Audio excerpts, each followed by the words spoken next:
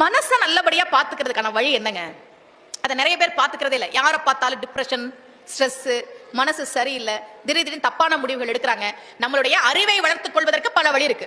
உடம்ப வளர்த்துக்கிறதுக்கு நல்லா சாப்பிட்டா போதும். இந்த மனசை நல்லா பாத்துக்கிறதுக்கான வழிதான் கோவிலுக்கு போறது, சாமி கும்பிடுறது, இறைவனை சரணடைவது. என்ன கஷ்டம் வந்தாலும் நீ பாத்துக்கப்பான்னு பொறுப்பை ஒப்படைச்சிட்டோம்னா நாம நிம்மதியா இருப்போம். நாம என்ன பண்றோம்னா, இந்த சாமி எப்பதான் கண்ணை திறக்கும், இந்த சாமி எப்பதான் கண்ணை திறக்கும்னு நாமளே வருத்திக்கிறோம். இப்போ இருட்டு வந்துருச்சு இல்லையா? இருட்டாயிடுச்சு. இந்த இருட்டு எப்ப போகும்? இப்ப இரவு நேரம் இருட்டு. இந்த இருட்டு எப்ப போகும்? சூரியன் வந்தா போயிடும். இருட்டு எப்ப போகும்?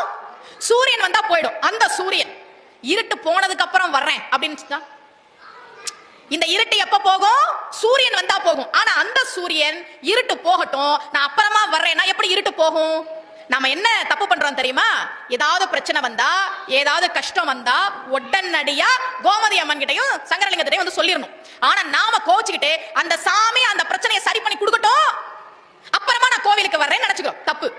சூரியன் இருட்டு போகட்டும் அப்புறம் நான் வர்றேன் அப்படின்னா இருட்டு போகாது. சூரியன் வந்தா அடுத்த நொடி இருட்டு போயிடும். அதே மாதிரிதான் பிரச்சனை வரும்போதே இந்த சாமிய பிரச்சனையை சரி பண்ணுச்சா, சரி பண்ணட்டும், அப்புறமா அந்த கோயிலுக்கு வர்றேன்னு சொல்லாம கோவிலுக்கு வந்தால் அடுத்த நொடி அந்த பிரச்சனை தீர்வதை நீங்கள் பார்க்கலாம்.